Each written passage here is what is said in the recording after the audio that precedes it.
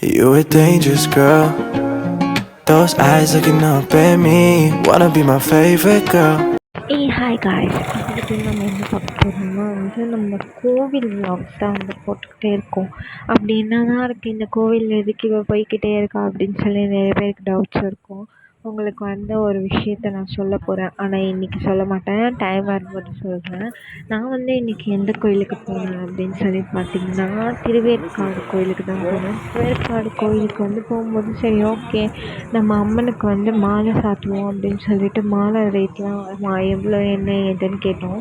ஒரு நார்மல் மாலை 160ன்ற மாதிரி சொல்கிறாங்க. இந்த பக்கம் கோயிலை திரும்பி பார்த்தா ஏதோ கட்டையெல்லாம் சுற்றி வச்சுருக்காங்க. என்னடா கட்டையெல்லாம் சுற்றி வச்சுருக்காங்க, என்னடா பண்ணுறீங்க அப்படின்னு சொல்லி ஒரு பக்கம் அங்கே இருக்க அக்கா கிட்டே கேட்டேன். அவங்க சொன்னாங்க, இது மாதிரி கும்பாபிஷேகம் பண்ண போகிறாங்க, அதனால ஆல்ட்ரேஷன் நடக்குது. சரி ஓகே ஒன்றும் பிரச்சனை இல்லை, உள்ளே போய் பார்ப்போன்னு சொல்லிட்டு மாலைக்கு மீதி காசு கொடுத்துட்டு மீதி காசுலாம் அவங்க கொடுத்தாங்க. மீதி காசு எல்லாமே வாங்கிட்டு எல்லா காசையும் அடுக்க ஆரம்பிச்சிட்டேன். எங்கள் டேடி கிட்ட காசு கொடுத்துட்டு சரி ஓகே நம்ம நடந்து செல்வோம் அப்படின்னு சொல்லி. ஆனால் நம்ம காலில் செருப்பு இருக்கே, ஒரு பக்கம் ஓரமாக செருப்பாகவும் தூக்கிட்டு திருப்பி நடந்து போவோம். கோயில் இந்த இடத்துலையே இருக்கும். பட் அந்த இடம் வரைக்கும் நடந்து போய் டேர்ன் பண்ணுற மாதிரி இருக்குது. சரி ஓகே என்ன தான் பண்ணி வச்சுருக்கானே தெரியல அப்படின்னு சொல்லிட்டு நான் கோயிலுக்குள்ளே போக ஆரம்பிச்சிட்டேன். கோயிலுக்குள்ளே போய் பார்த்தீங்கன்னா ஃபுல்லாகவே ஆல்ட்ரேஷன் ஒர்க் தான் போய்கிட்டே இருக்குது. இந்த ஒர்க்கு அந்த ஒர்க்குன்னு எல்லாம் பண்ணுறாங்க. பட் ஆல்ட்ரேஷன் பண்ணிகிட்டே இருந்தாலுமே கோவிலில் கூட்டம்லாம் என்றைக்குமே குறைய மாட்டேங்குது. நீ என்ன தான் பண்ணிட்டு போனாலும் கடவுள் எனக்கு கொடுத்துட்டே இருப்பார் அப்படின்னு சொல்லுவாங்கள்ல, அது மாதிரி தான் அந்த சைடு ஃபுல்லாகவே கூட்டமாக தான் இருந்தது. எனக்கு தெரிஞ்சு உங்களுக்கு இந்த வீடியோவில் பார்த்தாலே தெரியும் கூட்டம் இருக்கிறது. தென் நானும் எங்கள் டேடியும் தான் போயிட்டுருந்தோம். கோயிலுக்கு போகும்போது ஆனால் உண்மையாக சொல்கிறேன்னா கோவிலுக்கெலாம் போனீங்கன்னா ஒரு மாதிரி பீஸ்ஃபுல்லாக இருக்க மாதிரி ஃபீல் ஆகும் லைஃப்பில். சரி ஓகே நம்ம மாலையை கடவுளுக்கே போட்டுருவோம் அப்படின்னு சொல்லி வரைக்கும் சரி ஓகே நடந்து போய் பார்த்தா அங்கே ஃபுல்லாகவே நல்ல கூட்டம். சரி ஓகே இந்த கூட்டத்தில் நம்ம எப்படி போகிறது, ஒரு டிக்கெட்டை போடுவோம் அப்படின்னு சொல்லி போய் டிக்கெட் வாங்க ஆரம்பிச்சிட்டேன். போய் டிக்கெட்லாம் வாங்கிட்டு கடவுளை பார்க்கறதுக்காக உள்ளே போனால் கடவுளை எனக்கு நல்லா அருள் கொடுத்தாரு. எல்லாமே வாங்கிட்டு வெளியே வந்ததுக்கப்புறம் விபூதி பட்டு எல்லாத்தையும் நெத்தியில் வச்சுட்டு ரொம்ப நேரமாக பார்த்துக்கிட்டே இருந்த மாதிரி இருந்தது. அதுவும் இல்லாமல் எனக்கு இன்னொரு விஷயம் என்னென்னா இந்த கோயில் அப்படியே ஃபுல்லாகவே இந்த சைடு இருக்கும்.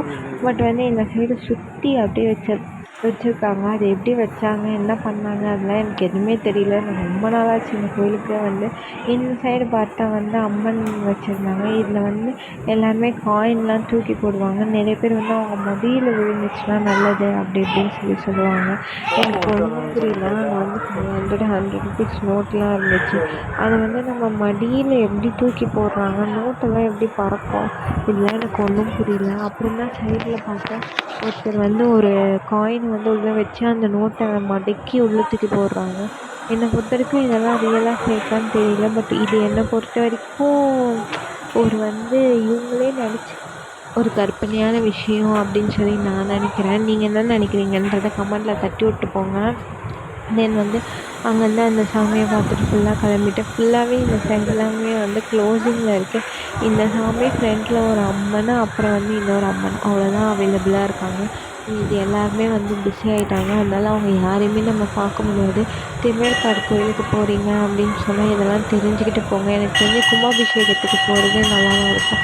கும்பாபிஷேகம் முடிஞ்சதுக்கப்புறம் கூட நீங்கள் போங்க. இந்த சைடு நடந்து பார்த்தா ஒரே கும்பல்ஸாக இருந்துச்சு. என்னடா கும்பல்ஸ் அப்படி என்னடா பண்ணுறாங்க அங்கே அப்படின்னு சொல்லி அங்கே போய் பார்த்தா ஒரே ஒரு அங்கிள் உட்காந்து எல்லாருக்கும் அந்த தீர்த்த தண்ணி கொடுத்துட்டு இருந்தாங்க. சரி ஓகே அந்த தீர்த்த தண்ணியை வாங்கிறதுக்கு எவ்வளோ கூட்டம் அப்படின்ட்டு நம்மளும் பண்ணிட்டோம் அப்படின்னு சொல்லிட்டு ஒரு தீர்த்த தண்ணியை வாங்கி குடிச்சிட்டு தெளிச்சிட்டு வந்துட்டேன். தீர்த்த தண்ணி எதுக்கு கொடுக்குறாங்க, அது என்ன யூஸ் அப்படின்னு யாருக்காச்சும் தெரிஞ்சுட்டுனா மறக்காமல் கமெண்ட்டில் சொல்லுங்கள். நிறைய பேர் யோசிப்பாங்க இது என்னடா ஞானப்பழம் மாதிரி கோயிலுக்கெல்லாம் சுற்றிக்கிட்டு இருக்கேன் அப்படின்னு சொல்லிட்டு. நல்லா இல்லை, எங்கள் டேடி போகிறாங்க கூட சும்மா போயிட்டுருக்காங்க அவ்வளோதான். நாளைக்குமே நான் சர்ச்சா போவேன், அதெல்லாம் நீங்கள் கேட்கக்கூடாது, கவலையப்படாதீங்க.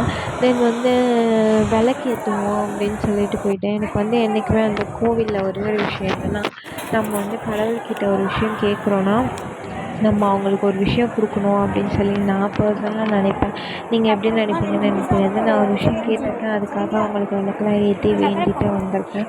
தென் வந்து ஒரு பக்கம் வந்து பொங்கல் சக்கரை பொங்கல்லாம் வந்து கொடுக்கல, சேல் பண்ணிக்கிட்டு இருந்தாங்க. அந்த பொங்கலை சரி வாங்கிட்டு போவோம் அப்படின்னு சொல்லி அந்த பொங்கல் சக்கரை பொங்கல் மட்டும் இல்லை, புளி சாதமும் சொல்லியிருந்தாங்க ரூ. 20 அப்படின்ட்டு. சரி ஓகே அதை வாங்குவோம் அப்படின்னு சொல்லி பார்த்தா இது வந்து ஏதோ பிரசாதம் கொடுக்குற மாதிரி இருந்துச்சு. எனக்கு புரியல, இதை நான் ஃப்ரீயாகவே வாங்கிடுவேன், இதை வேறு இங்கே வந்து வாங்கிட்டுருக்கேன் அப்படின்ற மாதிரி எனக்கு ஃபீல் ஆச்சு. சரி ஓகே கடவுள் பிரசாதத்தை அப்படி தான் சொல்லக்கூடாது அப்படின்னு சொல்லி அந்த பிரசாதம் ஒன்று வாங்கி சாப்பிட்டு பார்த்தா நல்லா தான் இருந்துச்சு, நல்லா தான் பண்ணியிருக்காங்க. தென் வந்து சக்கரை பொங்கல்லாம் சாப்பிட்டு முடிச்சுட்டு அங்கே கொஞ்ச நேரம் உட்காண்ட்ருந்தேன். அப்போ வந்து என் கையில் விபூதி குங்குமம் இதெல்லாம் இருந்துச்சு. அதுக்காக வந்து என்னோடய அப்பா வந்து பேப்பர் எடுத்துகிட்டு வரேன் அப்படின்னு சொல்லி போயிட்டாங்க. சரி ஓகே பேப்பர் எடுத்துகிட்டு வாங்க அப்படின்னு சொல்லி என் டாடி போனோடனே நான் வந்து உட்காந்து ஒரு வீடியோ மாதிரி எடுப்போம் அப்படின்னு சொல்லி மிகப்பெரிய விஷயம் என்ன அப்படின்னு சொல்லி பார்த்தீங்கன்னா, குங்குமம் வைக்கிறதுக்காக பேப்பர் எடுத்துகிட்டு வந்துட்டுருந்தாங்க. அந்த பேப்பரில் பார்த்தா வந்து ஏசப்பா படம் போடும்போது எனக்கு ரொம்ப மகிழ்ச்சியாக அந்த மாதிரி இருந்துச்சு. பிகாஸ் என்னென்னா எனக்கு வந்து என்ன நீ என்ன கோயிலாக போகிற, என்னை பார்க்க வரையே அப்படின்னு சொல்லி ஏசப்பாவை எனக்கு கேட்ட மாதிரி எனக்கு ஒரு ஃபீல் ஆச்சு.